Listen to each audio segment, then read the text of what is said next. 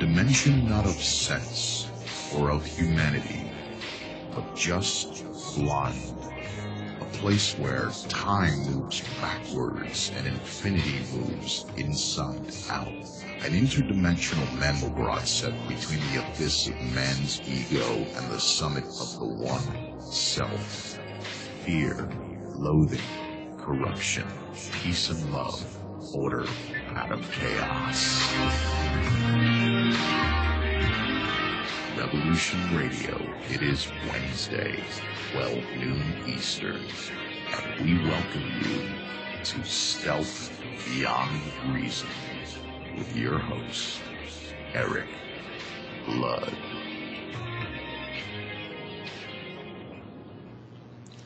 Apparently a decision was made to characterize pure evil as a spiritual force, evil within the darkness in the hearts of men. That was more convenient, and that way man remained at the center of things. A stupid lie. We were salesmen, that's all. We sold our product to those who didn't have it. A new life. Reward ourselves, punish our enemies, so that we could live without truth, substance, benevolence. That was the truth. Asleep until now. Well, folks, good morning. That's a little excerpt from Prince of Darkness. I highly recommend it.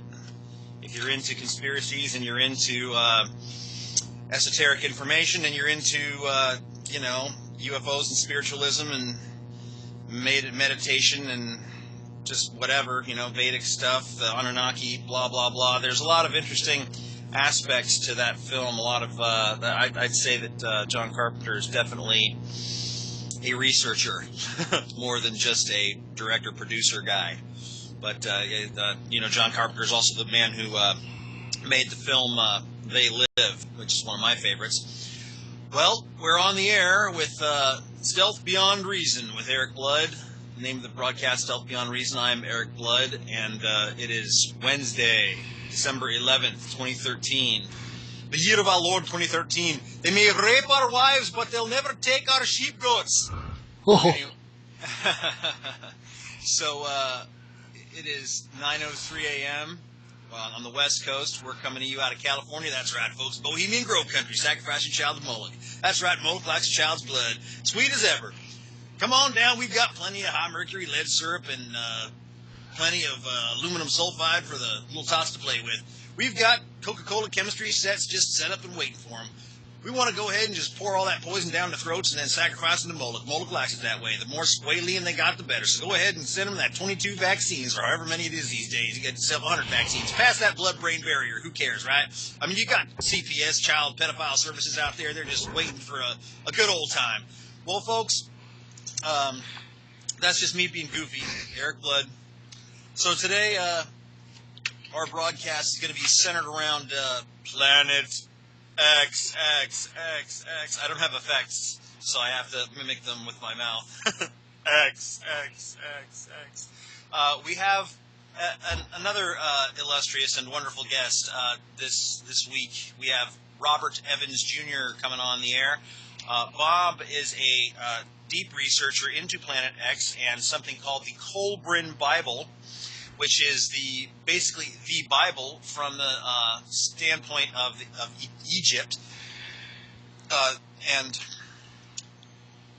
we're going to be discussing that today. The Kolbrin Bible talks about the Great Destroyer, the Cataclysm, the first Earth, the Earth that existed before this one, and how this planet that comes into, that is in our orbit, actually helped create this planet. And, okay, we've got Bob now asking if he's on, so we're going to add Bob to the call. That's Bob Evans, Robert Evans. Now let's add Robert and bring him in here so we can whip him, beat him, and make him write bad checks. Hey, good morning, sir. And we've also got our producer and illustrious friend, Jer Bear, with us. Jer is always ever helpful and an awesome dude. Okay, here we go. Let's get Bob in. Thanks, sir. Oh, of course, my friend. Couldn't do it without you. All right, Bob, how you doing, man? Okay, can you hear me? Yeah, we can hear you good, and Okay, good. let's see what happens here. No problem. I've never had that happen before. Yeah, so what? Why don't you tell people what was just going on? Okay, my Skype would not log on no matter what. I had to force the computer to shut down and then come back on. This is nothing new. I've gotten used to this happening now. Yeah, so Bob, you experience regular interference with your technological systems, interference by an outside source that we could say it's the NSA, we could say it's the CIA, we could say it's a bunch of alphabet people. The powers that be. Right. The powers of sleaze. Yes. So, yeah. So anyway, you want to let's give people a little bit of your background before we get concocted, locked and loaded here. Okay, sure. You have go ahead. Well, I was born and raised here in San Francisco, California. My wife and I were married right out of high school, and I was basically raised watching anything alien on whatever TV show since I saw Eric von Däniken's movie, Chariots of the Gods. And, always curious about who made this, who made that around the planet. And then recently, starting about 2006, I started to research into Nibiru and the Anunnaki. And okay, cool, I came up with a lot of things that a lot of other people never heard of. But then my friends said, hey, you really should be looking at these NASA SOHO satellite images. And can you go ahead and just say real quick what that NASA SOHO means? Okay, it's the solar observatory that they have. It's a satellite that is 4 times the distance out from the Earth of the Moon. It's in what they call the Lagrange point between the Earth and the Sun. And it is always pointing at the Sun, so I have a very limited field of view. And these NASA SOHO satellite images have been showing these huge alien starships coming into our system on a daily basis since 1998. And it was like, at first, nah, these things can't be real. But then I had a friend who said he was a photographic analysis type person. He looked at the images and he tore them apart and said they were real. Don't worry about it, Bob. These things are real.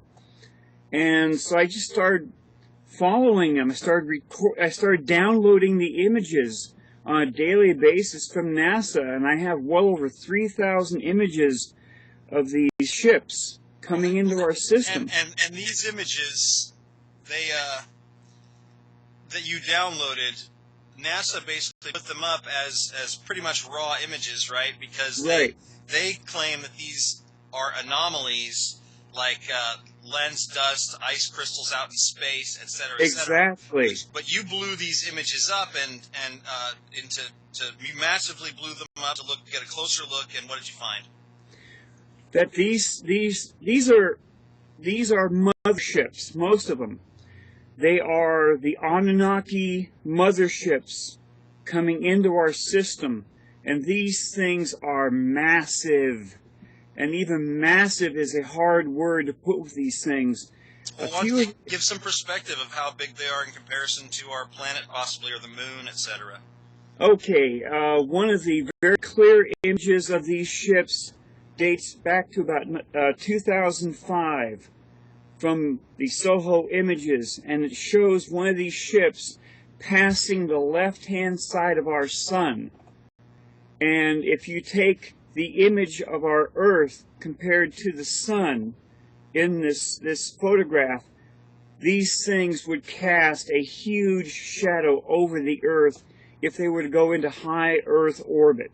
That's how big these things are. And you told me recently about one that you said had some what looked like a triple deflector shield type thing, and I know that might sound a little Star Trekian to people, but my contention is, where do you think that Gene Roddenberry and all these people get their material from? Do people? I mean, people today have to stop living in the idea that everybody's just super creative, in the Hollywood realm. I mean, I know. They're not just super creative; they're actually getting a lot of their material from things that are happening. Exactly. If you've ever read the book The Day After Roswell by the late Colonel Philip Corso, you would find out that he was ordered to come up with a plan to deal with these things and to actually educate the American people to eventually have first contact. So starting back in the 1950s, they actually wanted the people who were writing books and people who were making movies to start showing the American people that there were other alien life forms out there in the atmosphere, in the heavens. So, first movie, the Earth. When Earth collides, when a huge, massive planet goes near the Earth, and then Star Trek later on in the 60s, it makes you wonder how much Roddenberry was actually kind of told to, okay, here is the background, start showing stuff like this. Because I actually have images of these ships when they look like they're coming out of warp. And, you look at Star Trek, and you have the Enterprise coming out of a big flash, and here they are, wherever they were, and these ships are doing the exact same things. And for people who want to get a look at some of this, they can go to your website. Yes. That website, you want to pimp it out, or should I go ahead and... No, the website is called www.starshipsaroundthesun.com. And you can click on the photo images on the website, and you can actually see these ships. I have about 20 images on the website that they can click on. And these ships are just... You're looking at unaltered NASA satellite images. There's no form of photoshopping or fakery put into these images at all. We've had these images looked at by other people which unfortunately do not want their names or their companies mentioned, and they have found no form at all of photoshopping in these images at all. It's just something else. It really is. Right, and one of the things that I think strongly supports these images is certainly real. I mean, first of all, people, before they go ahead and decide to be skeptics, should go take a look at them, because they're extremely compelling when you look at them. And on your website, one of the things that I think is really striking is otherwise some people have called it a phoenix, other people call it something else, but at Ahura Mazda, there's some images of these large bird-like looking creatures. You want to just explain that real quick? Sure. The ancient Zoroastrian religion, which dates back quite a long ways there in Iran or in the Persian Empire, shows that the Ahura Mazda was one of their main deities that would actually show up for them on a daily basis. And the ancient peoples that actually carved these huge wall carvings showing a godlike figure right in the center, and that was usually a Anunnaki. And the form that is seen behind him is a large bird-like thing with outstretched bird's wings. But if you really look at the image totally, you can see it has landing gear on it. Two metal poles facing downwards, which have wheels. And these alien ships look exactly just like that huge wall carving that's over there in Iran. It's, you know, it's ancient aliens showing up as modern aliens now. There's no other way to explain them. And we were talking earlier about an image that you were telling me about before that has that you had an image of. You were at the UFO convention, which went off just recently in November. Yes. And I had the opportunity of being there. And folks, I just want to say it was fan-bloody-tastic. And your presentation was a very star-like presentation, meaning that you, in some ways, you stole the show. Your presentation was powerful, and the images were very powerful. The content of what you had to say was pretty powerful. Not to mention your little alien guy you travel with. Oh, Zetan, yes. www.zetan.net. Yes, it was my first time ever going to a UFO convention. I was invited there by Lorian Fenton because she was really taken aback by the images I have, and I must really thank her for inviting me to go there. And my other friend, Ivy West from Hawaii. I've been on several shows for some time, and that was really...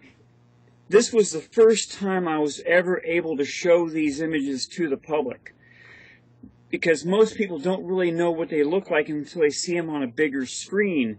And I had a 75-minute presentation. I think I made it in about 65 minutes, so about 10 minutes early, going through these images. And whoever is listening to your show today must know one thing. These things are actually fighting for the Earth. The idea of Star Wars out there in space, in our own solar system, is a daily event.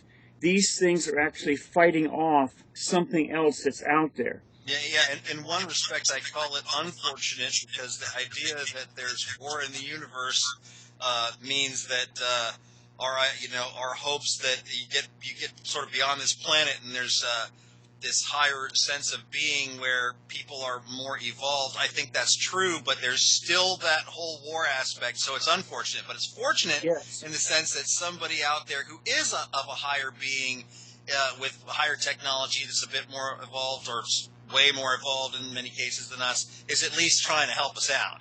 Yes. or at least help our galaxy out, so we kind of get helped by default. Exactly. And the reason why I say that is because these NASA SOHO images clearly show these things firing what can only be called their main phasers, if we use Star Trek terminology here. Or some kind of beam.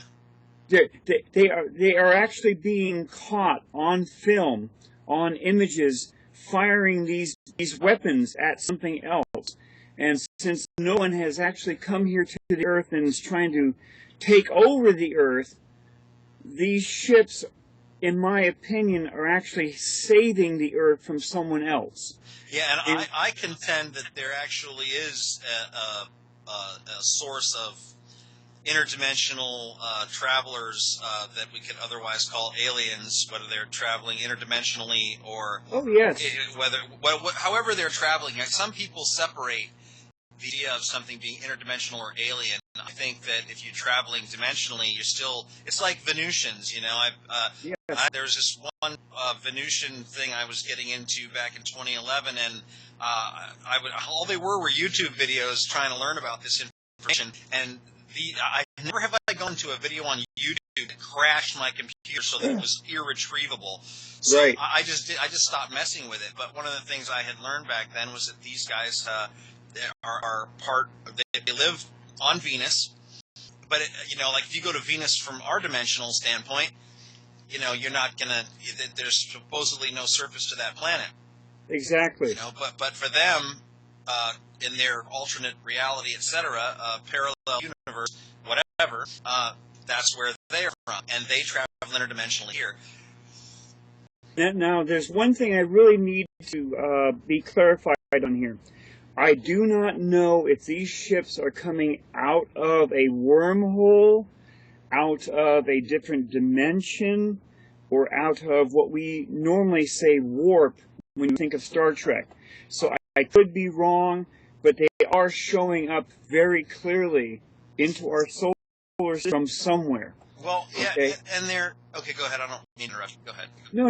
And if you look at the images I show on my website, they are very impressive. They show them coming out of a huge flash. Okay, and they're coming from somewhere using some type of something to come here. Unfortunately, I grew up with Star Trek, so I just think Star Trek, you know, all the Star Trek terminology type stuff. And I don't want to give your listeners the wrong impression, okay? Excuse me, Rob. This is Jeremy. How you doing, bud?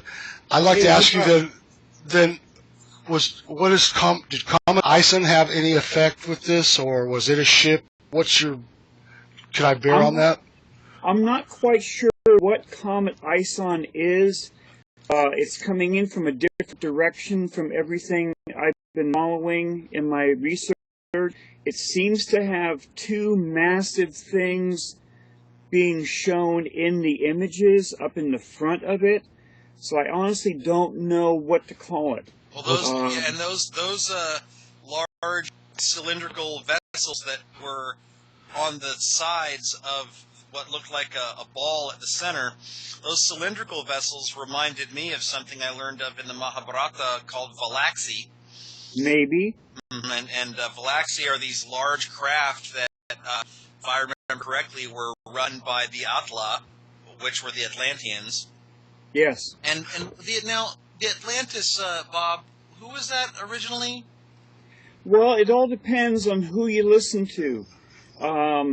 If you go by my opinions, which is what all I'm telling you here on this show, but you also listen to what Zecharia Sitchin had read about. All his books were mostly about the Anunnaki. The Anunnaki were here on Earth some 450,000 years ago, and the Anunnaki had a great deal to do with the Earth and humanity, if we believe his books.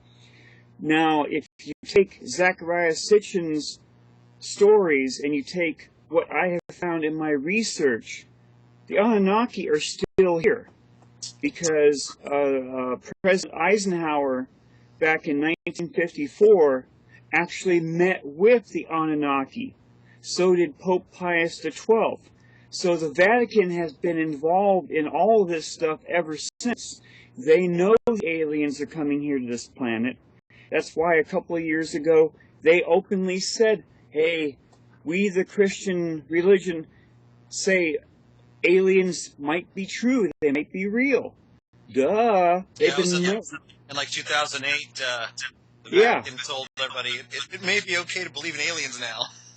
Exactly, because if you follow everything that's been happening since 1955, there are very clear Vatican connections with aliens coming to this planet. And what was it that, without cussing, yes, too strongly at least, we could do a little bit here, but we try to keep it clean. But what was it that Eisenhower were those the ones you told me about the other day? And Eisenhower told them to take a hike or whatever. Exactly. Yeah. You see, Eisenhower. So the way you put it was really good. I like the way you put it, but we don't use the cuss word. But keep it clean over the air. Yes. Yeah, right. Eisenhower had a secret meeting down in what's now called Edwards Air Force Base in Southern California. He met with 3 alien races. He met with the Greys, he met with a reptilian-looking race, and he met with a interdimensional race called the Etherians. Okay? At some point before they left, the ancient aliens, they all told him that something would be coming through our system really soon. A planet and its dwarf star. They offered their help and support in dealing with these, what would be natural disasters. Eisenhower turned them all down. in early And 1950. he told them to leave. He told them to leave, and please do not ever come here again, or we will shoot your bleep out of the sky. Now, that kind of makes you wonder why the aliens are constantly checking to make sure our nuclear weapons do not work, right? Yeah. Something happened. The aliens told the Anunnaki that Eisenhower was a complete bleep and would not listen to us. So the Anunnaki personally met with Eisenhower in 1955 over at Holloman Air Force Base. And he decided to really listen to him this time. The Anunnaki also met with Pope Pius XII on Vatican grounds in 1955.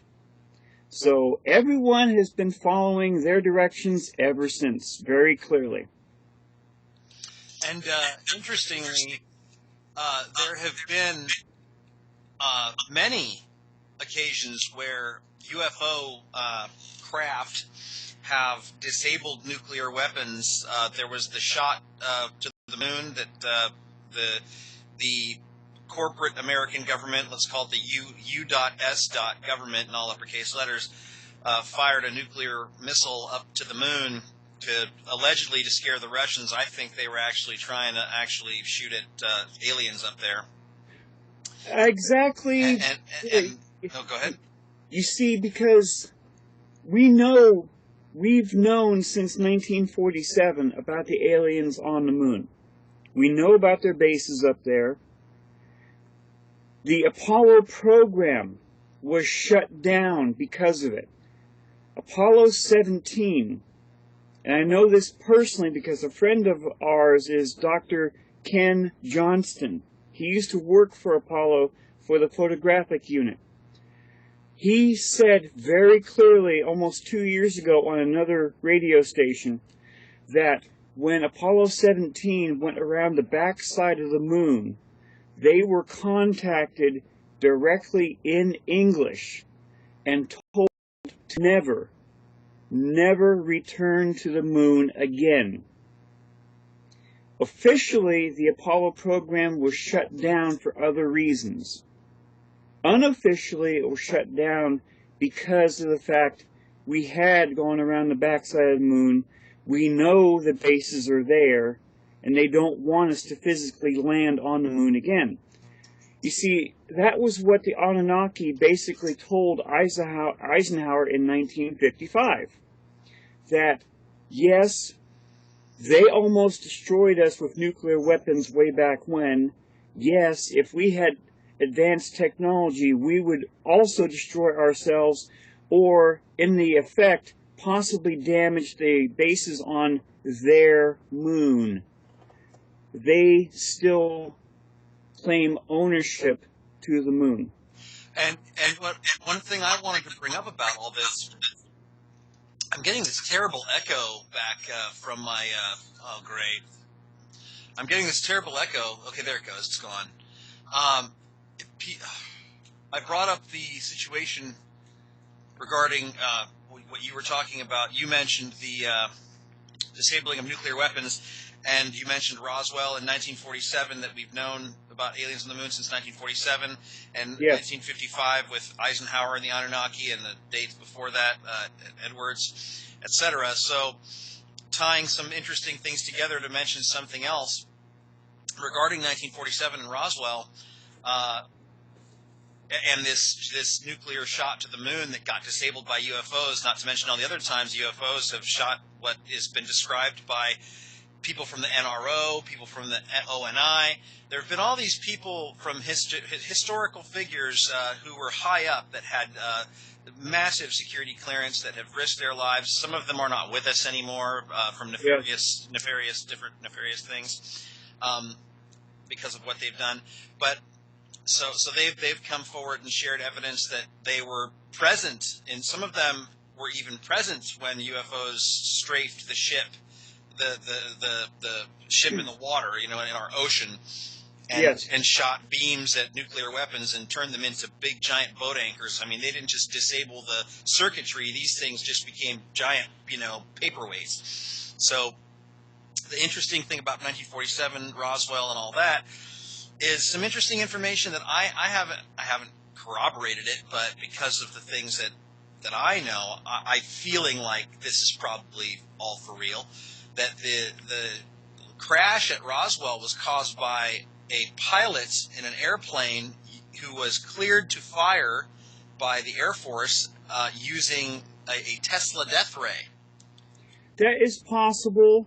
The main thing that seems to have been used at the time, it was brand new Doppler radar. The same type of Doppler radar that you see every day on your local news weather station, where it's showing you all the clouds coming through of all the rain. They were just using Doppler radar back then. It is possible that the Tesla death ray type thing was in production, and maybe they had used it. I don't honestly know. But whatever it was, it shot down three alien craft in and around Roswell. That was finally acknowledged recently by FBI papers. So you actually had 3 ships that were shot down. The U.S. Army took care of one of them, and that's if you've ever read the book, The Day After Roswell, Colonel Corso talks about that. But there was also 2 alien survivors that were found at the crash site. One was killed accidentally by the MPs as it tried to escape. The other one survived long enough, supposedly where they allowed him to activate the communication system on the one ship that they had that hadn't been severely damaged. Supposedly this led to alien craft approaching our Earth in early 1952. They kind of kept everything silent for a while, and that's why Eisenhower was able to meet with them in 1954. So there's a lot more that our government has known about this stuff than they've ever told anyone else. And these NASA SOHO images are just blowing it wide open right now. Rob, I'd like to say that when the one alien came to present Eisenhower that follow our plan, that we don't want you using nukes, that he got kind of paranoid. Am I echoing? I'd have to rejoin. Anyway, that he got paranoid. He got paranoid and went to Russia and disclosed this with Russia. And so Russia really has been our ally all this time under Black Ops. And so they joined together to realize what's happening from the stellar spaces of aliens. Copy? Over. That was also mentioned by Colonel Corso in his book, that the Russians at some point had a crashed ship or ships over there, and at first they kept their research into it quiet, but then they started to work with the U.S. and were sharing information back and forth. The arms race, supposedly between the U.S. and Russia, was put as we're going to blow each other off the planet. But supposedly, it was actually a joint venture, that this was what kept several races from invading the U.S. and the Earth. That if you ever invade us, we will just nuke the hell out of our planet and wipe you guys out at the same time. And that was the reason why we made all those thousands of nuclear weapons, that the aliens finally had to say, okay, we're stepping back here. But supposedly there were other treaties that allowed the aliens to hand over to us certain technology, but we're coming down, we want to do some cattle mutilations. We want to do some abductions, do some alien tests on humans. These are all very strong rumors that have been passed around for years, with possibly some real things have been happening because of all this stuff. Plus, our technology has advanced from them. I believe that too. Oh yeah, there's no way to deny that. The advanced technology that we have physically seen has mostly come from the Roswell crashed ships, where they have reverse engineered anything from microwaves we've got, computer technology, the plastic, what do you call those, the plastic wires that have the light going from fiber optic technology, almost all, and God knows whatever else. The aliens, okay, if you look at the alien, you see those huge black eyes of them. Yes. When they found the ships, when they found the aliens, some of those black things had popped off. They were actually iris, almost like things put over their eyes. They were fantastic. Lens covers. They were fantastic for infrared technology, and that's where almost all our IR technology has come from ever since. Let's see, lasers. They found a small laser in the crashed ships, and they blew that up into laser technology. Yeah, they just reverse engineered it.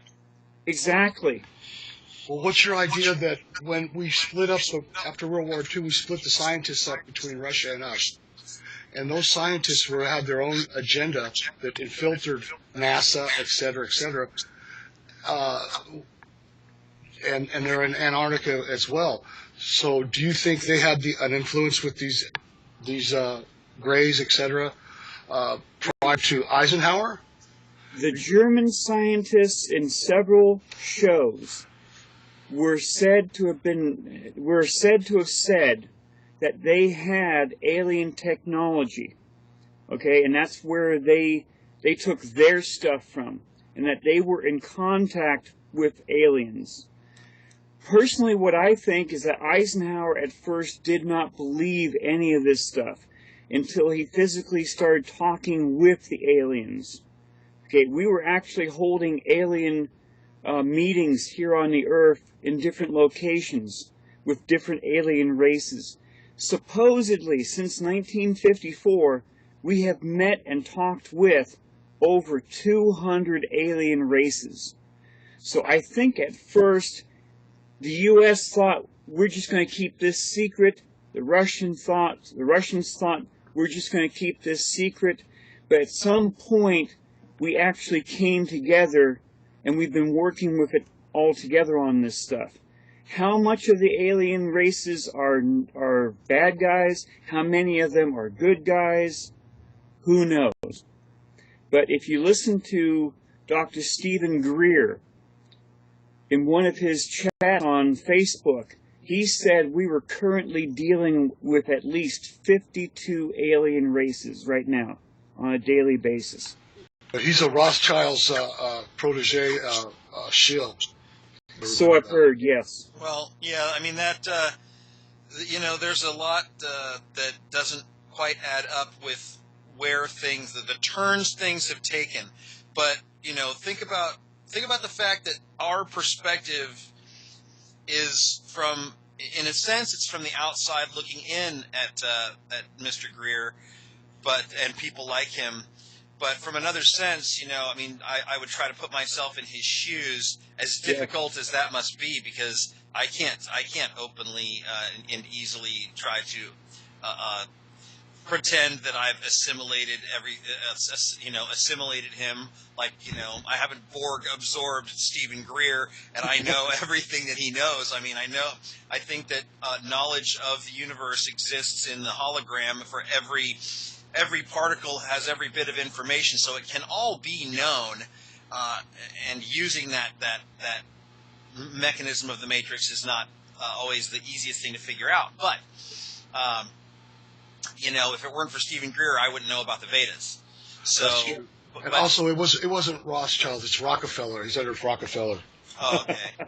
Yeah, you know, now that's something that I didn't realize, that he was supposedly fronting for Rockefeller now, supposedly? I never. Well, he's like the shill, and you know, he's like Alex Jones. He can say so much, and then he's got to chill, basically. Mm. He's like one of those guys that keep it compartmentalized to let you know this and keep the mind focused from. Well, I know he was walking around with a bulletproof vest and pretty paranoid. I would think a guy who was in with Rockefeller would pretty much know that he's fairly safe. So, I mean, I don't know. But he does, you know, he's charging for things. He's charging money for things it seems like he shouldn't be charging money for. And you know, some of the Skywatch things that he's been involved with recently have been weird and don't quite add up to who he was. Doesn't add up to who he seems to be becoming. You know, so, but, you know, this criticism, I would love to have him on the broadcast someday and talk to him personally. Pick his brain. Absolutely. Yeah, exactly. You know, and it is almost common knowledge that these people, like Dr. Stephen Greer and most of the other UFOologists that are like, you know, God-type people, because they know so much, they can't tell the public everything they know. And I understand that, okay? Well, Bob, isn't there, I mean, at your presentation of at UFOCon, there were a couple of images that you held back on. Only because it was meant to be a nicer, almost like a special presentation for UFOCon. Right. I do have some other images I haven't shown some people, including yourself, Eric, only because... I'm salivating.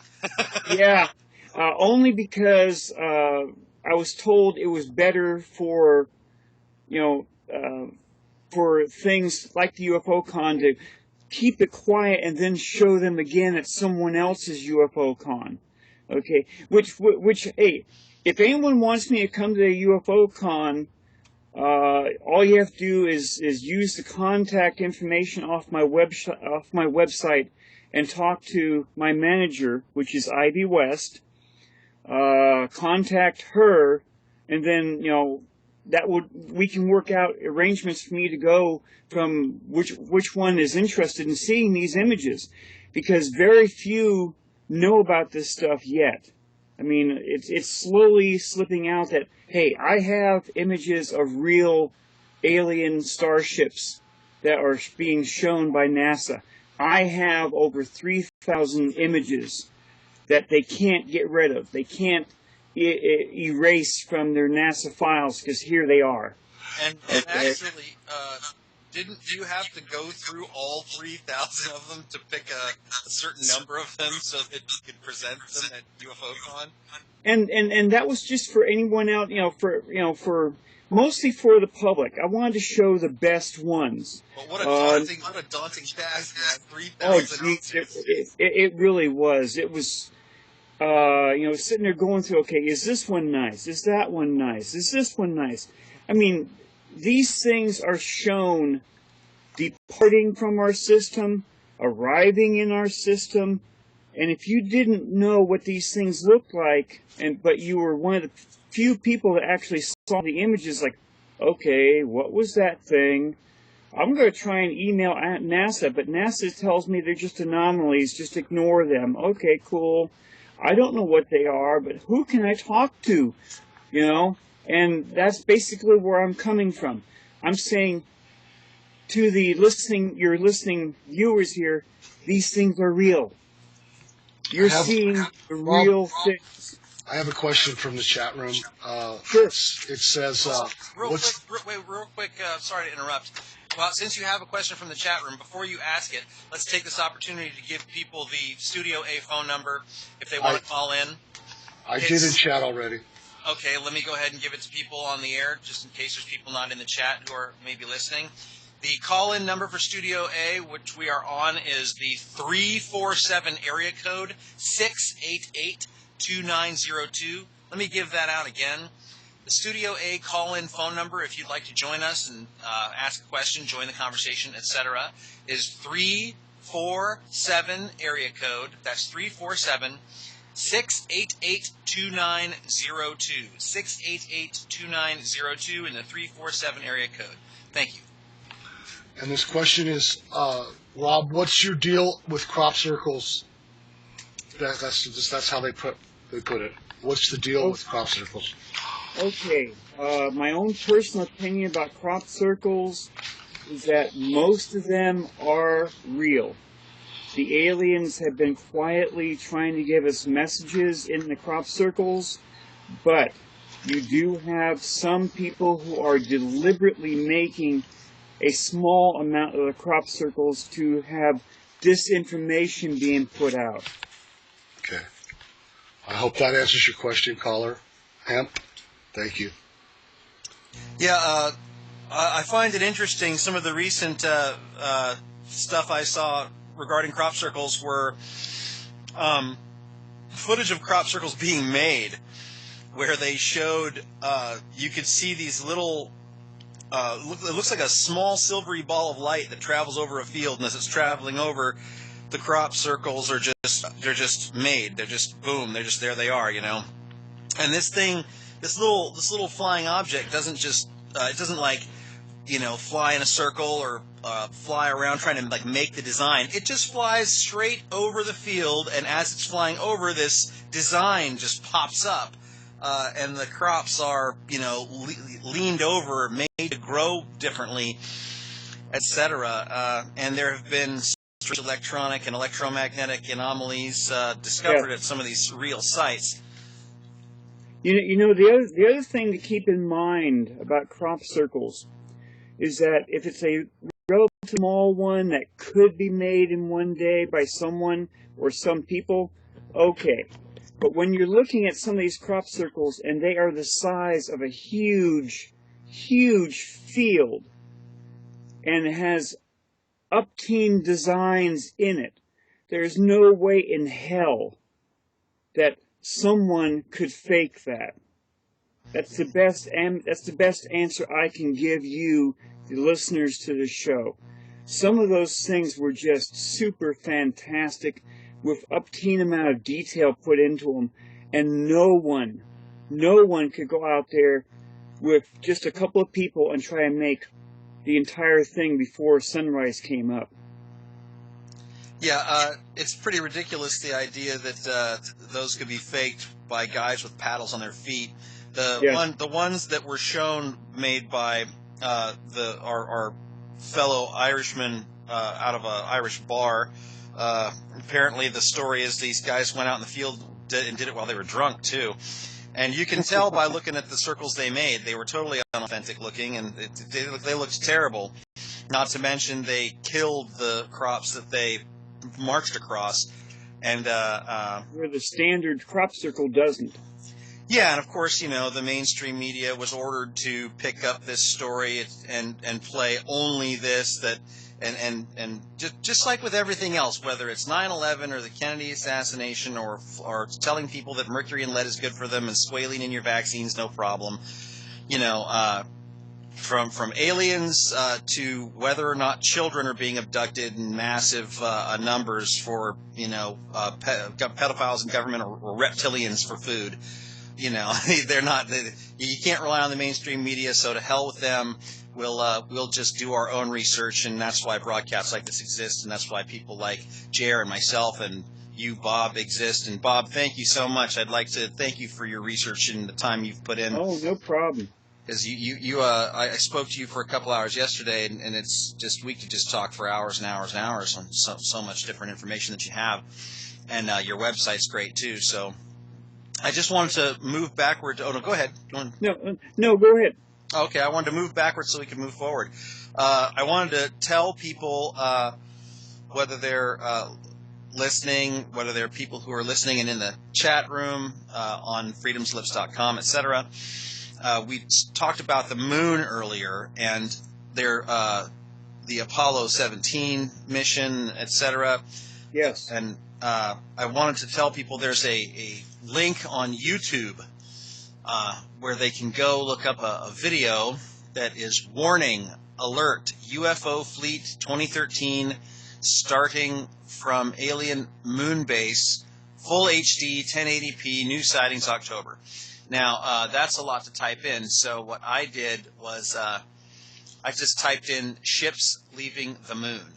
And you can do that. I did that on Google, and I got the link. I got the link I was looking for, and then some. Yes. And you can actually see these little white craft. And it doesn't look like they're coming off the moon. It looks like they're coming out of the moon. And possibly. Yeah, and if you look at their size, because they look like these little white dots, but if you look at their size in comparison to the moon that they're coming out of, they must be pretty big, you know. Yes. But I just wanted to mention that, and there was one other thing, but I'm going to mind-numbingly brain fart it for now, because I wanted to move into getting closer towards the Colburn Bible information, if you're ready for that, or if there was, whatever direction you want to go in. Sure. The Colburn Bible is real quick, sorry to interrupt. Somebody has asked from the chat room, it looks like, or I don't know, somebody's asking, so Comet Ison was not, quote, the destroyer. Yeah, it's a question from chat. Yes. The Ison is not the destroyer. The destroyer, or Wormwood, or Nibiru, is actually coming from a different direction. It's coming up from below our system right now. NASA has known about that as well. NASA in 2007-2008 physically imaged a dwarf star and its 6 planets. The 6th planet is Nibiru. It's coming up from below our system. They imaged it with infrared technology and with microwave technology from the South Pole Telescope. They're keeping that quiet as well. So today's time, is it still Antarctica that you would be able to view it? No. A lot of that information I found from other sources, which I can't really talk about. I have the images. I can send them to Eric. I didn't have a chance to last night. What it actually shows is a red dwarf. This thing has at least 5 inner planets, and these images were actually on Google Earth Sky on their free telescopic type program. The space issue of it, the space segment. I follow you. Yes. Haven't they photoshopped that out though, or something? No, there was no photoshopping at all involved in these images. The images were leaked by NASA because certain people at NASA want the public to physically know what's coming up. Let me go back a little bit further here.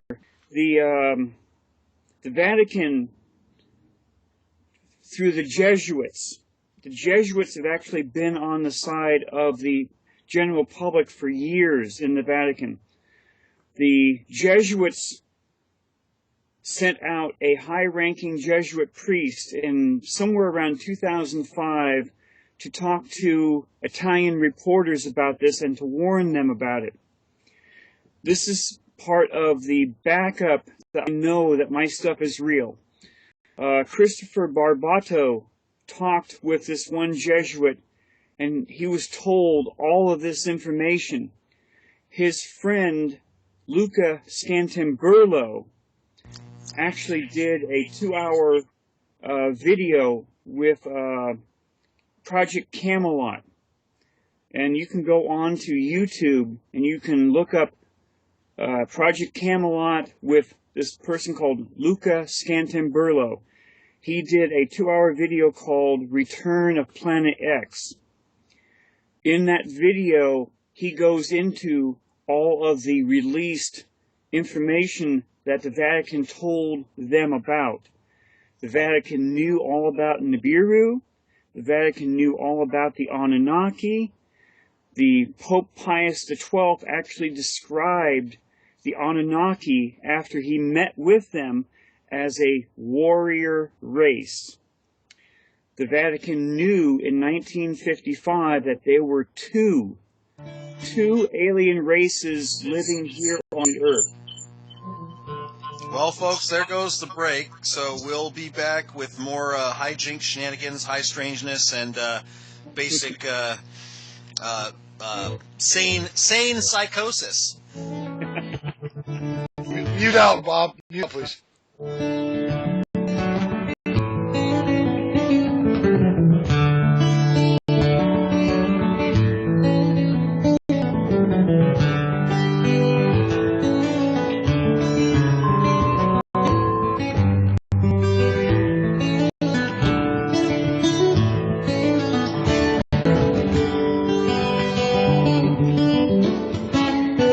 Listening to Revolution Radio at freedomscreen.com, and we'll be right back after this message.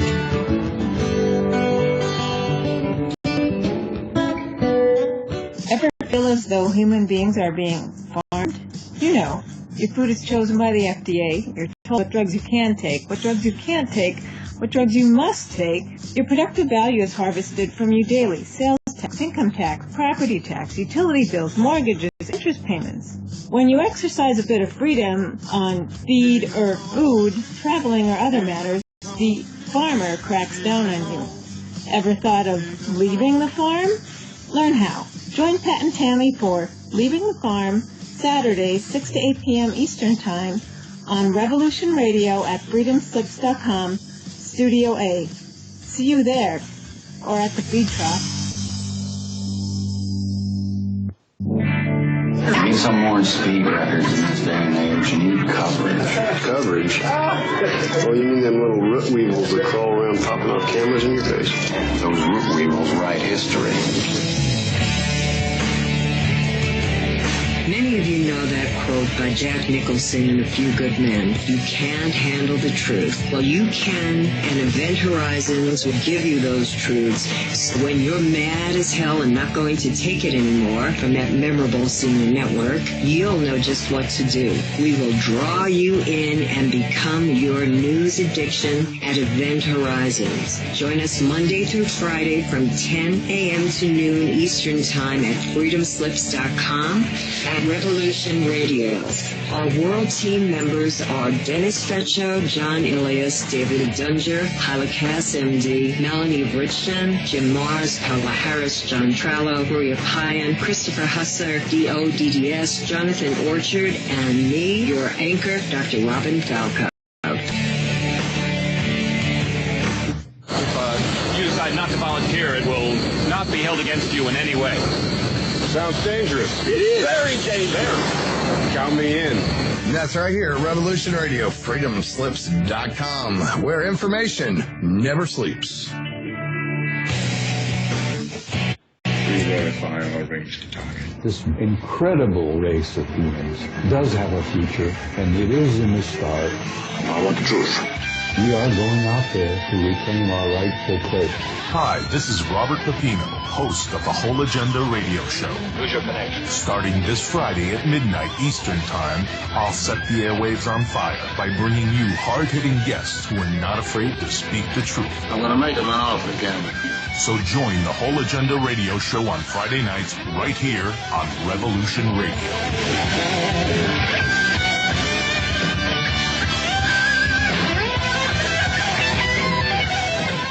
Oh, oh, oh, Merry Christmas. Merry Christmas, Merry Christmas, Merry Christmas, Merry Christmas, Merry Christmas, Merry Christmas, Merry Christmas, Merry Christmas, Merry Christmas, Merry Christmas, Merry Christmas.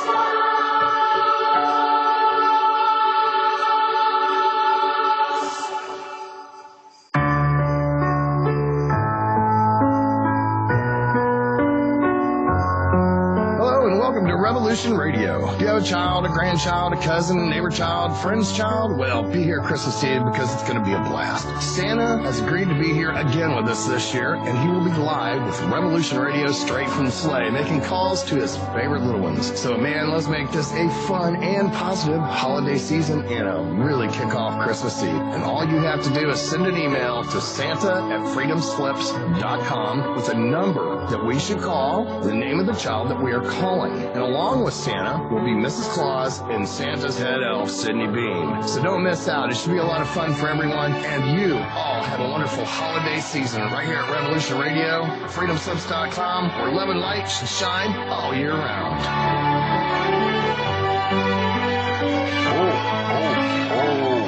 Merry Christmas.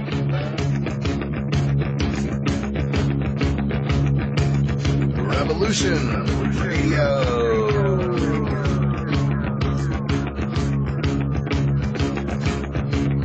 You're listening to Revolution Radio, freedomslips.com, 100% listener-supported radio, and now we return you to your host. Welcome back. Welcome back.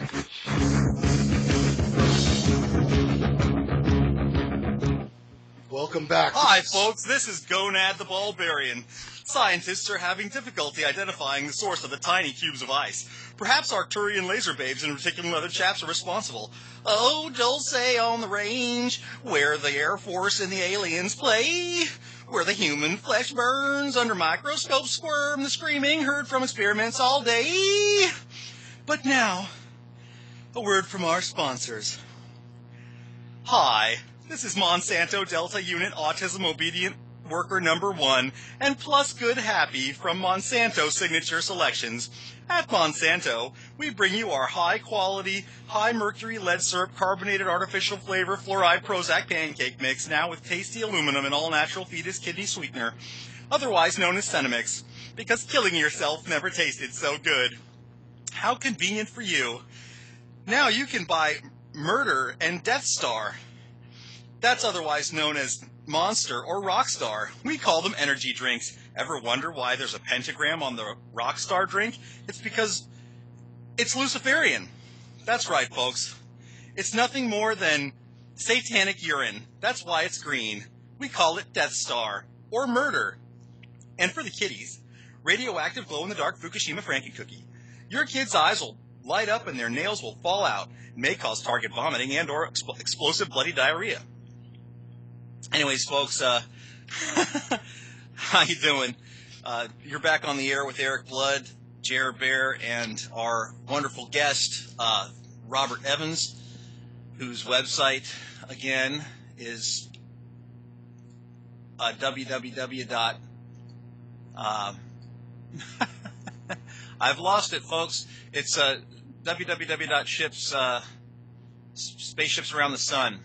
Starships around the sun. Thanks, Bob. Anyway, so you're back on the air with Eric Blood. The broadcast is on freedomslips.com. Listener-supported Revolution Radio. Please make a donation. The broadcast is called Self Beyond Reason. Blah, blah, blah. And we're back.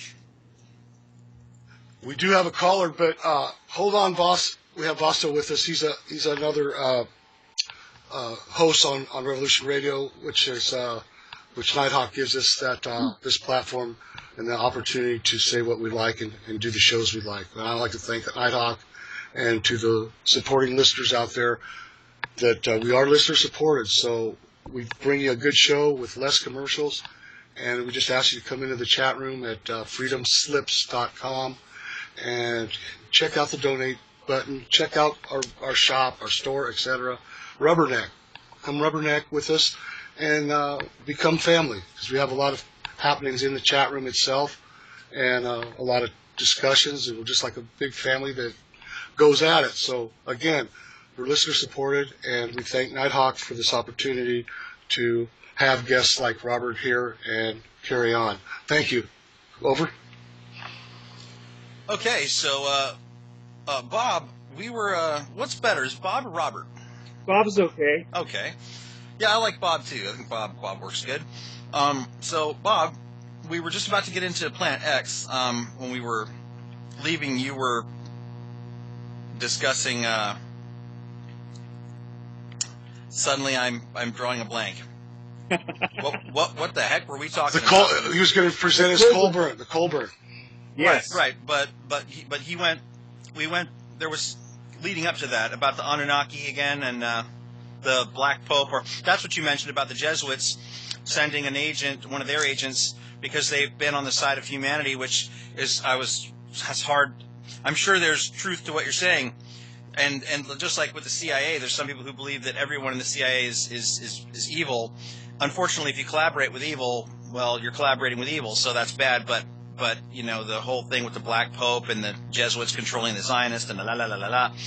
So it's interesting that obviously there must be some good people in that organization as well. So one of them, as you were saying, had gone to meet with who again? With Christopher Barbato. Right. And who was Christopher Barbato again? He's an Italian reporter over in Italy, and he does a lot in UFO-type magazines and stuff. And he completely checked out everything that this Jesuit Pope told him, and he told his friend Luca Scantamburlo about the whole thing, and Luca, he decided to go public with all that stuff with a 2-hour Project Camelot video, which you can find up on YouTube. And he tells everything in that video that was told to him. So the Vatican has known all about this, just like the United States and probably a whole bunch of other countries ever since 1955.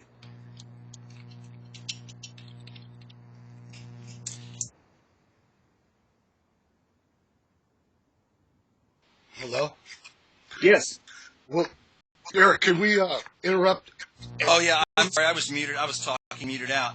I was typing. I wanted to answer what your friend here, whose name I can't read, Vosto, said that I'm mind attacked, that there's a man outside my house, and I wanted to respond by saying we're all under mind attack. Just look at the satellites in space and our and the HARP facility in Alaska, upon the land of Alaska. Anyhow. Oh, God. On that note, Vosto, welcome. And what do you have to say, brother? Well, I want to introduce this idea into the topic, but I'm not really sure how.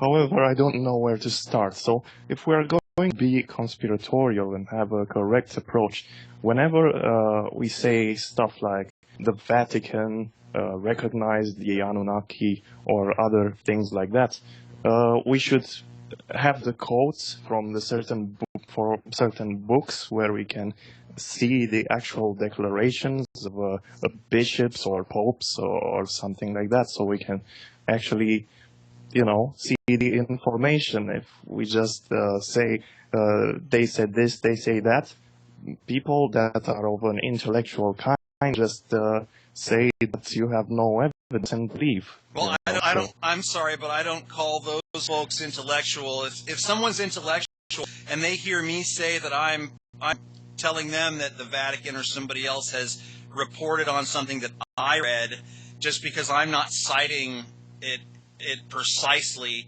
if they're intellectual, then they're going to go look for that information. If not, and they're just going to go, oh, I'm a skeptic, and you're not citing, you know, like precise evidence for me, you know, so I'm just going to go over here, you know, well, fine then, go. You know, that's how I feel about that. I am asking, though, do you yourself remember where you have read those things? So I can check it out. Exactly. If you go to YouTube and you look up Project Camelot, and you look for Luca Scantamburlo, look for one of his videos called Return of Planet X. You will not only listen to him say this stuff, but if you pull down onto YouTube, it says show more. You can actually go to his website. His website has the entire transcript from what he says on the videos. You can get transcript for video 1 or the transcript for video 2, because it's actually in 2 parts, part 1, part 2. And you can read the transcript on there, and it says exactly what's on the video. And this is where he is saying himself. And this is where I got this stuff directly from. And I've actually emailed Luca and talked to him personally. He told me that was exactly what was in the transcript that he was told by Christopher Barata. I'm just saying exactly what you're asking for, okay? But yes, people are going to want to know, where did I find these things? Did I hear this stuff? And this is where I have stayed only with sources where you, the public, can go back to and read the same thing.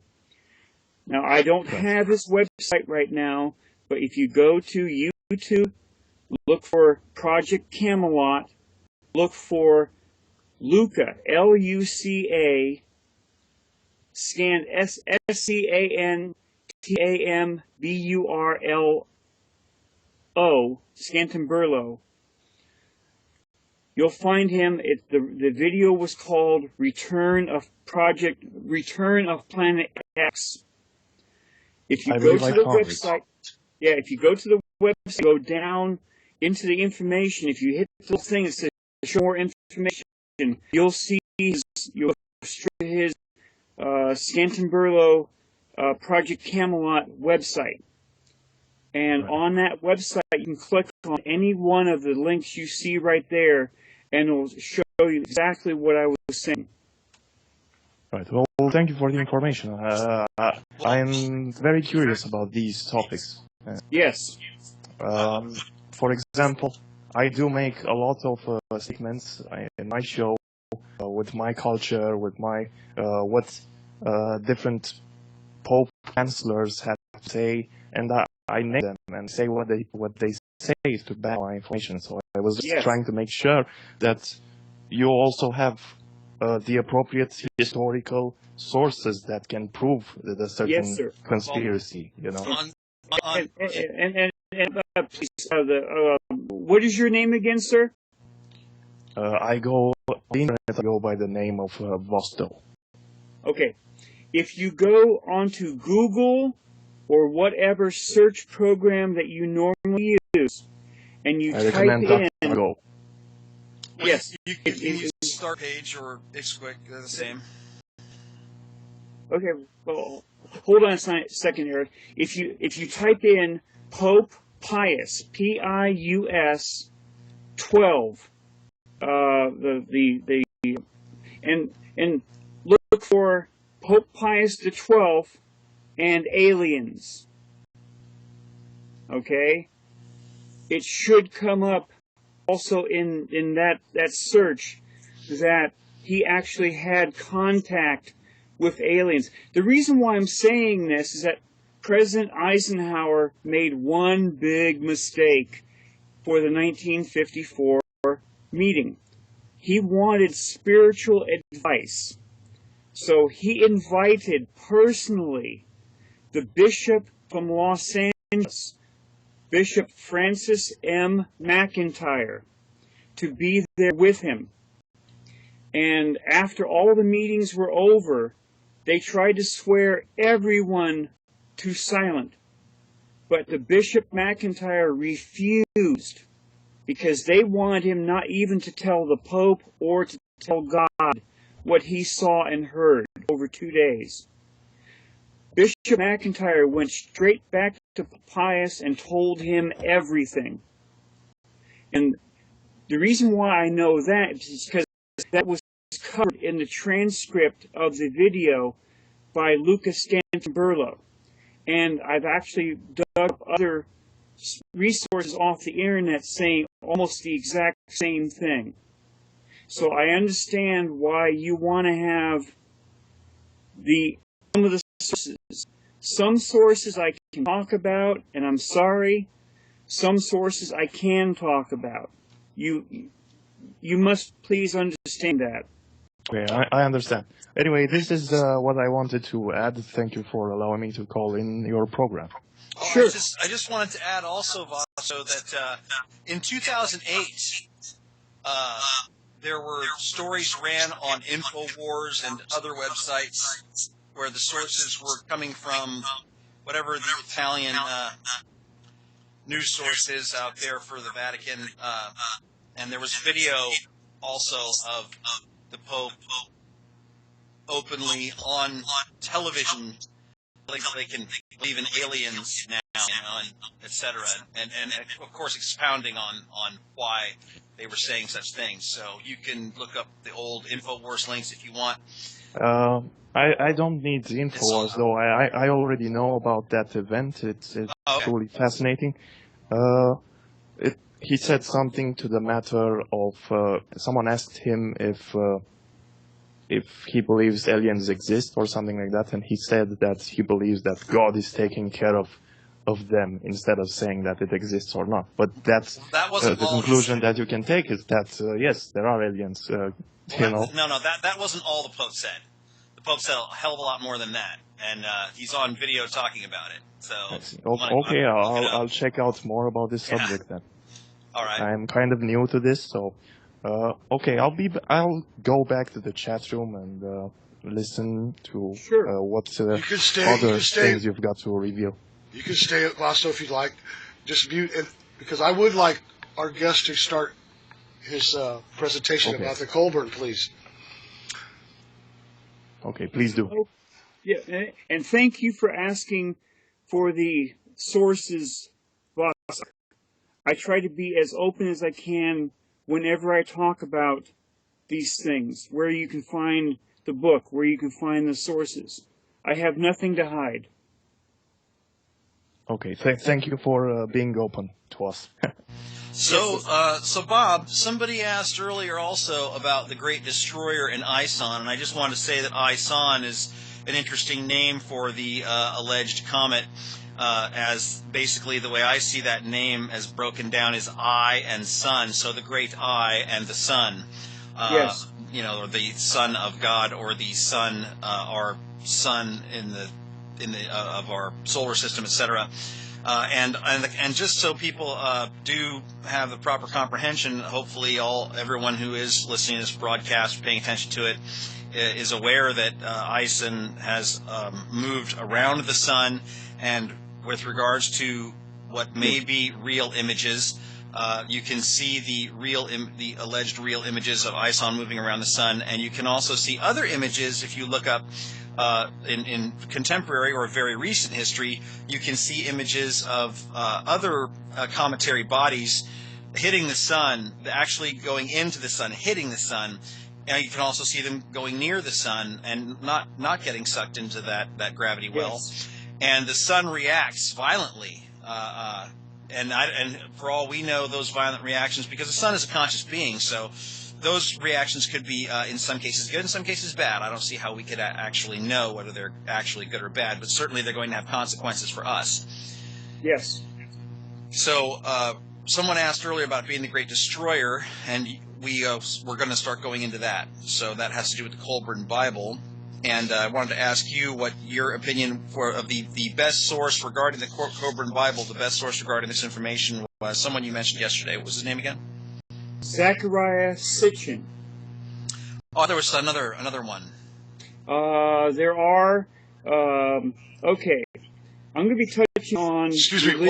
One quick quote. ISIN stands for International Scientific Optical Network. Well, sure. I mean, we can acronymize, or if that's even a word, we can make an acronym for anything. But I-Sun, come on. I mean, the Illuminati and I-Sun, and calling the comet I-Sun, and all the hoopla that's going along with it. Like, I mean, when I saw the images of Mars with the coma, which they call it a coma, and I'm still not quite sure exactly why they call it that, because they're trying. I know one thing they're trying to say is that ISIN turned Mars into a comet. Okay. Well, if you look at the images, they're fronting as real images of Mars after ISIN supposedly did this flyby where it actually orbited Mars, and then supposedly was swinging back. It did this orbit around Mars to get closer to us. It looks like Mars has a thicker, more dense atmosphere now. Possibly. And that's if those images are even real. So, other than that, what were you about to say, Bob, regarding the Cobrin and what you're about to be touching on? Okay. If we go back to the Bible said that there was an exodus out of Egypt of the Hebrews and the whatever. There is actually a second version of the Exodus that hardly anyone knows about. It is in the Cobrin Bible book. Okay? And what is that book? Okay, it's www.thecolbrin, KOLBRIN.com. Right. But what is that book? It's the Bible. It's the Egyptian version of the Bible, right? No, what it is a collection of ancient history that the Egyptian pharaoh, after the Exodus, demanded be brought forward. Because, okay, after the Exodus, the Egyptian pharaoh, which was Akhmos I of the 18th dynasty, he demanded to know why and how the god of the slaves and evildoers was more powerful than all of the magic that Egypt had. So he wanted all this information brought forward. And one of the surviving Egyptian scribes by the name of Ipuwer, Ipuwer, he wrote down everything he saw, heard, and knew about as to these slaves and evildoers leaving Egypt. So he has almost an entire account which matches the Bible exactly as to what the evildoers did, what happened, and all of this was happening while this huge red thing was in the sky over Egypt for almost 10 days. And that was Nibiru. Nibiru's last orbit through our system here was somewhere around 1558 BC. Okay? That's the research I personally have done on this stuff. Without delving into Zechariah Sitchin or a Russian guy named I can't remember his name right now, damn. This is stuff that actually happened, okay? Nibiru is coming through our system one more time, every 3,000-something years. NASA knows about it. NASA actually sent a space probe, believe it or not, out to meet with Nibiru back in the mid-1990s. A space probe went out to Nibiru, met up with it, videotaped it, orbited it, came back, and downloaded all of its secret information to a secret Jesuit base on a HARP facility up in Alaska. And this was all known because of what was told to Christopher Barbato. Okay? Christopher Barbato was given a small video that was taken from the videotape from this alien space probe. And parts of it you can find on the internet still. I have a couple of images from it showing Nibiru with one of its orbiting something. I don't know what it was. If something was orbiting around and actually was caught in the images I have. Now, the Cobrin tells all about this stuff relating back to what happened back then. They knew that Egypt got the holy bleep kicked out of it because of Nibiru's orbit. The accounts by Ipuwer told about how the fire fell from the sky, destroying everything that grew, whether it be fields, vines, orchards. He talked about the stones that fell from the sky, which destroyed the palace for Pharaoh, killing his firstborn. Doesn't it sound like stuff exactly like in the Bible? Well, he also talked about people having their lungs filled with fire, and how human beings and creatures crawled into the earth attempting to hide from this cataclysm, and it engulfed everything and everyone, and not one city on the earth could hide from it. Exactly, just exactly like the Bible said during the Exodus. Ippawar talks about a huge black gray cloud that came down and all through Egypt, and it almost put out every cook fire, every torch, and that the people had a hard time breathing. You know, all of the accounts that you saw in the Exodus, or every movie and every story you've heard, Ippawar is also talking about. Okay, and I sent you some of the accounts the other day that hopefully you had a chance to read. Okay, this is all stuff that happened back in 1558 BC. So now Nibiru is coming through our system one more time. What are we feeling now? We've had huge uptick in volcanic activity all around the planet for about the last 5 to 7 years. We've had huge uptick in earthquake activity all around the planet. We've had a huge uptick in mass animal deaths.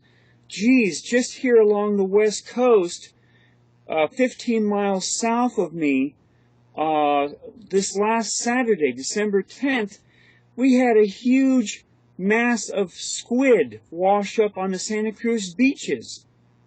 I mean, God, what is happening here? And now, historically, there have been other cometary bodies that have come into our realm, our galaxy, towards our planet, and have been allegedly responsible. And in some cases, it's been somewhat scientifically shown that at least correlated with these cometary bodies that stuff happens. Yeah, not only natural cataclysmic sort of like volcanoes or tsunamis and things like that, but that human psychology is actually affected. Exactly, and that's why over all these centuries we've had one prediction, one prophecy after the other that things would all go nuts. Everything would go bad around the end of the Mayan calendar, which was last December 12th. Okay. But why have these things not happened? Has there been an alien intervention? Consciousness. Bob, No, Gibber, just hold on one second. Right. The break's coming up. Hold that thought, brother. Okay, then I'll hold for the break then. All right, I'm sorry about that. I'll just hold that thought. Back, folks. freedomslips.com.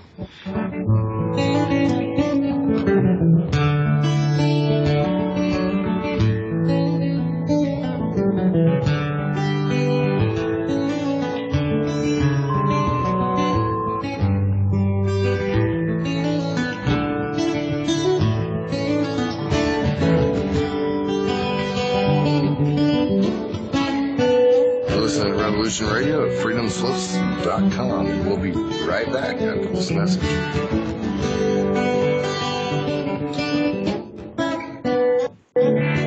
You need some more speed records in this day and age. You need coverage.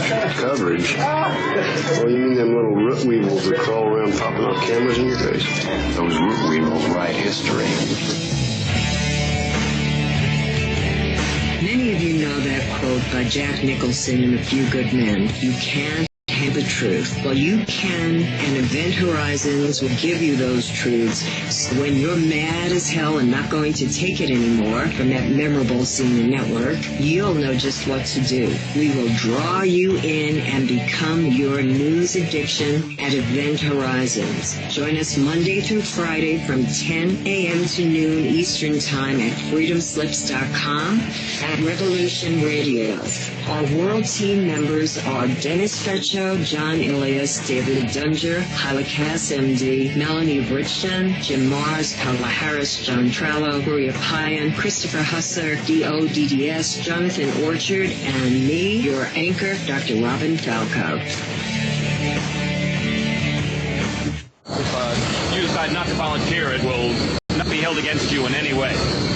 Sounds dangerous. It is. Very dangerous. Count me in. And that's right here at Revolution Radio, freedomslips.com, where information never sleeps. There is no good and evil. There is only power, and those too weak to seek it.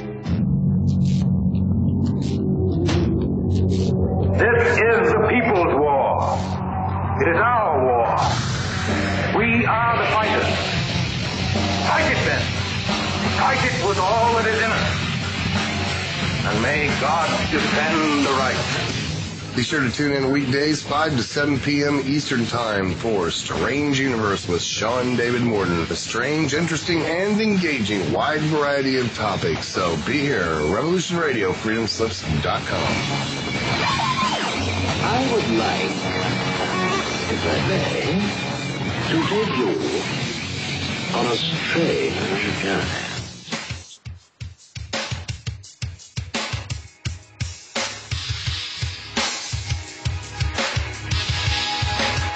Enter into a world unseen on Raven Star's Witching Hour. You will encounter eclectic topics from the realm of spirit brought into our matrix of truth. With your host, the Solaris Blue Raven. Solaris will bring you an array of unique guests covering topics from ghostly spirits to amazing anomalies, covert technology, UFOs, and shadowy global events. And that's right here at Revolution Radio, freedomslips.com, Saturdays, midnight till 2 a.m. Eastern Time. Revolution Radio, where information never sleeps. Let the magic rise. Enjoy your extra big-ass fries. You didn't give me no fries. I got an empty box. Would you like another? Extra big-ass fries. I said I didn't get any. Thank you. Your account has been charged. Your balance is 0. Please come back when you can afford to make a purchase. No. I'm sorry you're having Come on. trouble. My kids are starving.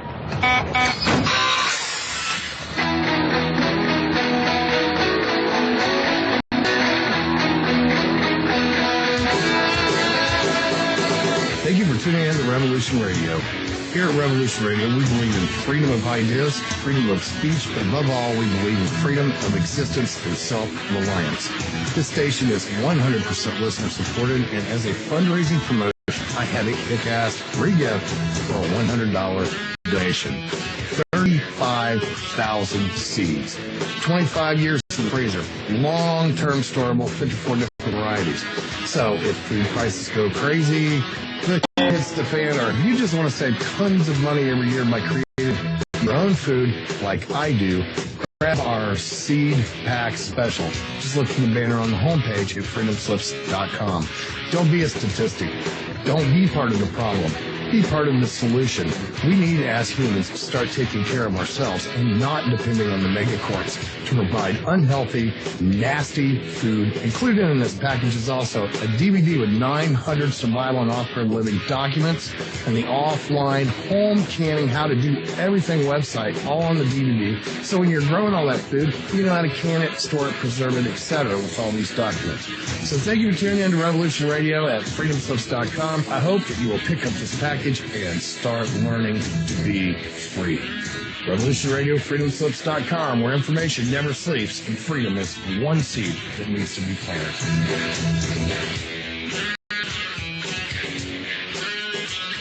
What we do in life? It goes in eternity. Oh, oh, oh. Merry Christmas. Merry Christmas, Merry Christmas, Merry Christmas, Merry Christmas, Merry Christmas, Merry Christmas, Merry Christmas, Merry Christmas, Merry Christmas, Merry Christmas, Merry Christmas.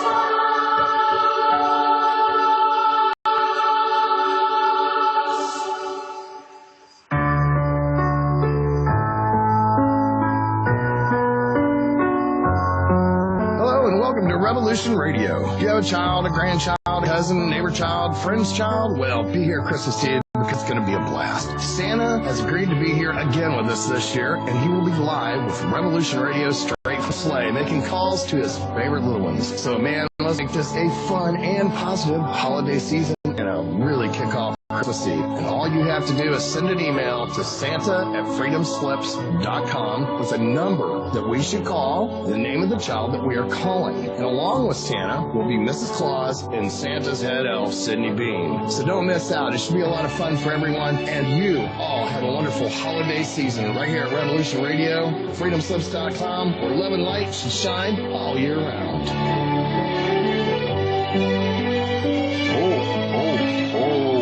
Merry Christmas.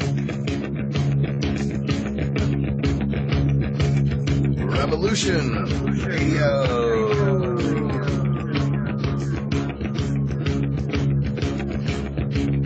You're listening to Revolution Radio, freedomslips.com, 100% listener-supported radio, and now we return you to your host.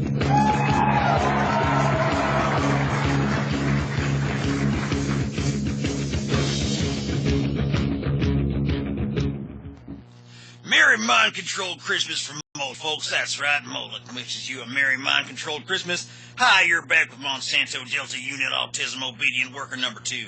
And now, we'll tell you what to think. Be a good nuclear citizen. Work, earn, buy. Look, listen, kneel, pray. I hate old things. I want only new things. If it's broken, don't fix it. Now, you can declaw your cat simpler with Fukushima Frankatuna. May cause bleeding of the eyes and anus, and claw rot, because eating your cat never tasted so good. Ever wonder what your cat tastes like? When you're petting them, do you feel the meat on your cat? Do you wonder what it tastes like? Fry them up. Go ahead. Tasty to the last meow. Now with regurgitated artificial furball flavoring. And does your pooch have too much energy? Is he smarter than you? Well, now you can level out the playing field and dumb your doggy down with Monsanto Frankenbeast. Processed beaks and claws that'll have him traumatized and crying in the corner in a New York minute. But wait, there's more. Scan by now with your RFID implant biochip and secure your free glow-in-the-dark Fukushima Reactor 4 Frisbee. Little Rex 84 will never be the same. Hello, folks. You're back on the air with Eric Blood. freedomslips.com, Revolution Radio, listener supported. Please make a donation.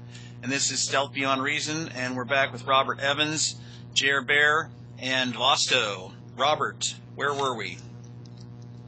We were just talking about the Exodus, which can be found in the Bible, but also in the Colburn, talking about what happened back.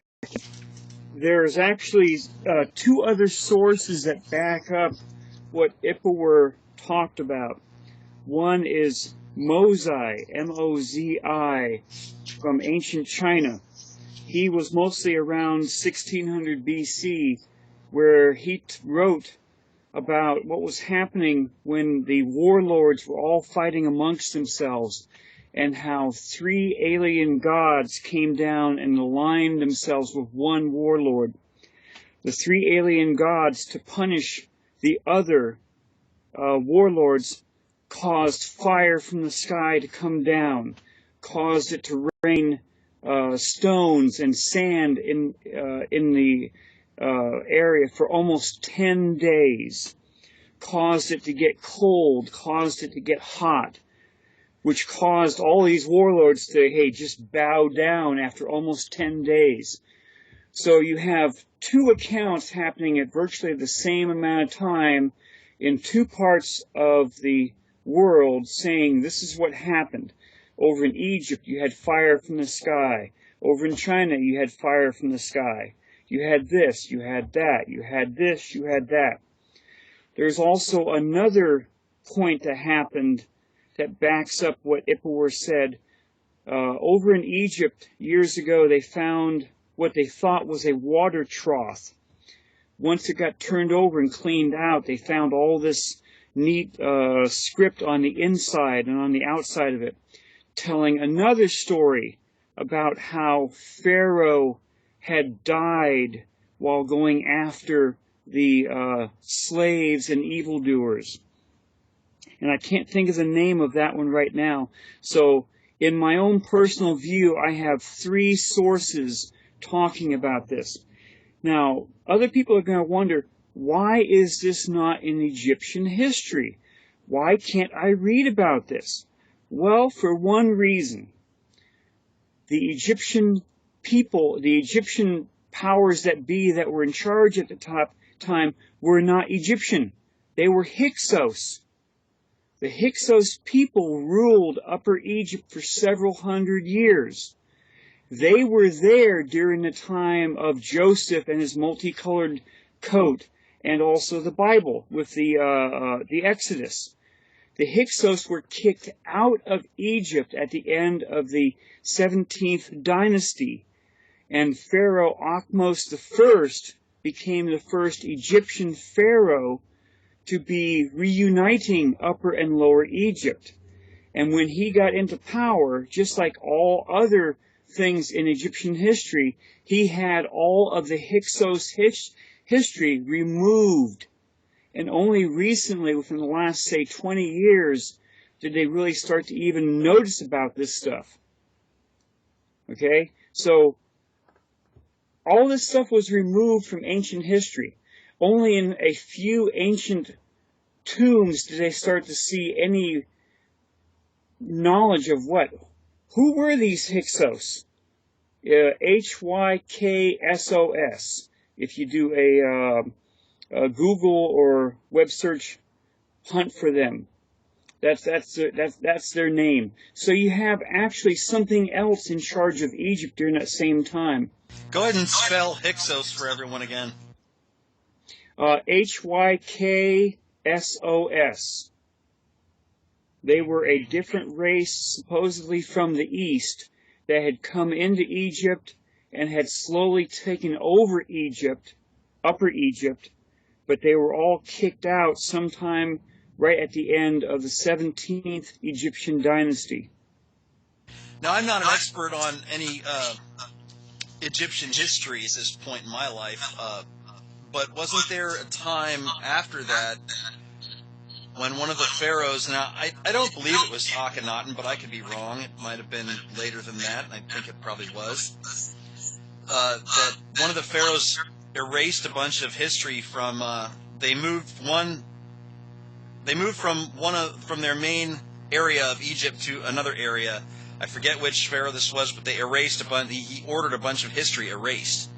That was Akhenaten. Oh, that was Akhenaten, okay. Yes, because Akhenaten had brought in the different religion than what had been used there in Egypt for a long, long time, and he changed where their capital was. As soon as Akhenaten had died or was killed, virtually everything about him was also erased from history, including his place in the Egyptian time space as being a pharaoh. His son actually changed his name to not be blamed for what his father had done. And that's where God, what was his name? My mind's going blank right now. I don't know it either. Yeah, well, he was the son of Akhenaten. He died really young, and his grave was found years ago. King Tut? King Tut, yeah. Duh. That's a big duh right there, huh? Hey, when you get going on these shows, every once in a while your mind goes, bleh. I know. Mine more than yours, bro. Mine more than yours. Carry on. We're in a contest for it. Yeah, it looks like... We do have about 15 minutes, so... Okay, everybody's talking at the same time. I'm just going to say we got about 15 minutes, so, Rob, we're probably going to bring you back, but please kind of bring it up a little bit of what you're really trying to tell the listeners out there for us. Let me ask Bob. Bob, how would you feel about explaining Enki and what we talked about yesterday about the first planet and the piece breaking off and getting to all that, or you go whatever direction you want. What I want to do is I want to tell your listeners that these ships have been seen on NASA Soho since at least 1998. NASA has been ignoring them. Okay? They are not being put down as hot shots or as camera defects. They're just ignoring them completely. in my research into these ships and into the Anunnaki, we have found at least 7 different types of alien motherships. The rod type ships that everyone seems to know about. Ones that look like they just came right out of Star Wars. The Darth Vader Superstar Destroyer. These things are all being shown on the NASA photographs, okay? One of the earliest photographs I have is of a flying saucer class starship almost running over and almost taking out the satellite. I mean, it's that big, and you can see these images up on my website. I know some people are wondering, no, that can't be that. No, it has to be this. And I have to respectfully honor their opinions that this is not that, this is not this. But I have had these images checked so many times by almost every radio show I have been on that they are not fakes. They're not photoshopping. They are the real thing. I know that can be hard for a number of people to understand and even try to accept. I am not forcing my opinions on any one of your listeners whatsoever. Well, for people to accept things, they generally like to adhere to the 5 senses. I adhere to the 5 senses, but I also adhere to my higher senses. And I think that the images are going to be shocking for them and compelling. You did a broadcast before with Roxy Lopez that was absolutely fantastic. People can also reference that. And anyway, Roxy Lopez herself said she had 2 people in her studio looking at the images as much as they could, and they could not see any form of photoshopping being taken on them. Because I've been on several different shows. I hope you'll let me mention these guys. The first one I was on was with the Blake brothers from Third Phase of the Moon. They looked at these images and, okay, no problem. Next one was with a friend down in Southern California by the name of John Elias, Dr. John as he's known. He looked at the images. He didn't see anything looking fake. Ivy West from Voices in the Wind out there in Hawaii. She looked at the images very carefully, and she didn't see anything wrong with the stuff. Her friend, which became also one of my managers, Lorian Fenton, which was the one that had me go to UFO Con 213. She looked at the images, and her people at her shows did the same thing. So, this is not my way of forcing my opinion on people. I'm telling you what my opinions are. And if you are interested in any way, go to my website and look at these things. All of these images are still on NASA. And now you can go to the Soho website page. You can click on the real-time data, and you can look at my images, take the date, the exact date and time that are still published on each one, and you can go to Soho's real-time data website, and you can sit there, okay, I can tell you exactly what camera to go to for each and every one. You can click on that camera. You can go over to where you put the input date, put the date in, the ending date, put the date in, and you can go exactly to that same Soho NASA image, and they're still there. They did not wipe any of these images. Now, SETI, which is the U.S. Navy, they wiped every single image from their database that I have. Okay? I know that for a fact. I went to them. I have the images. They haven't been seen. I put in the dates and times, and every single date and time was gone. But NASA did not do the same thing. So I understand where some people in your listeners listening to your show are saying this is all BS. He doesn't know this. He doesn't know that. These people don't know how well I researched the stuff I did, how much I had to relay, and anything that didn't match up, I threw out. So I went into really good research on this stuff. And I've paid a price since I started going up on the radio shows about this. I've lost 2 desktop computers. I've lost 13 hard drives from my laptops, and the stuff still keeps coming through. And every day you seem to have trouble getting on Skype, like every day. Okay, give you an example. Skype, every time I use Skype to go on a show, there's interference or a complete breakdown. My telephone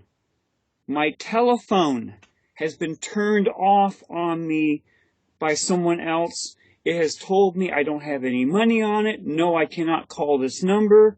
Roxy Lopez, when we were having problems with the Skype, she said, okay, Bob, please send me your telephone number. I sent her my telephone number. They told me that my telephone had been disconnected and they couldn't call it, but my telephone was still sitting in my lap. Okay? That tells you a little bit about the stuff I have to deal with on a daily basis. Ivy West with Voices in the Wind. Skype was interfered with on that show. Roxy Lopez, problems. John Elias down in Southern California, problems. The second time I went on John Elias's show, they actually shut down his Skype program. I was sitting there talking with him over Skype for about a half hour, and he still couldn't get Skype to go back out through the same person you're dealing with here right now to get it on air. We were sitting. Yesterday, you and I had trouble with just our phone call, and last week we had a guest on. We had. Oh God, like you said, with brain farting. Jim Garrow. Jim Garrows, Dr. Jim Garrows. Yeah, Dr. Jim Garrow was on, and we had endless interference. We also had Billy in the background, too, a couple of former CIA guys on the broadcast, so no...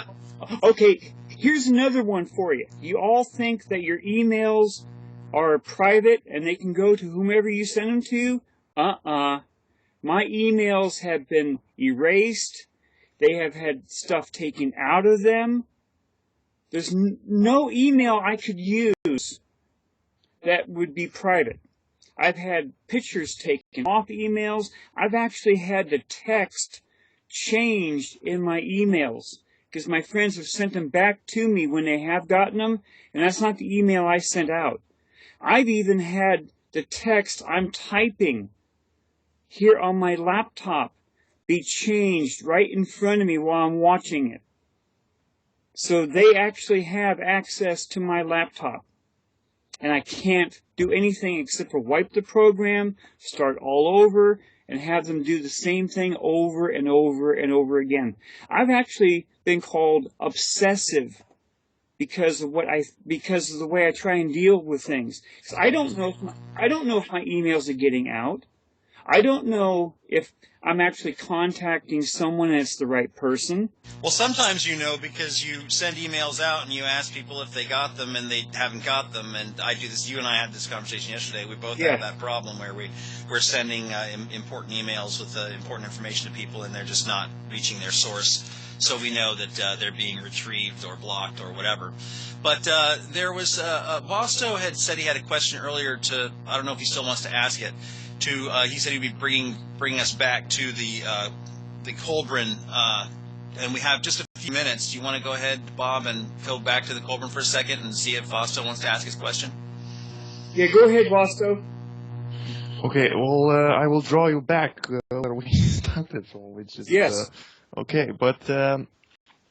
right, well, I wanted to know if there is any place where I can research the similarities between the Mozi myth of China and the Ipuwer writings of Egypt.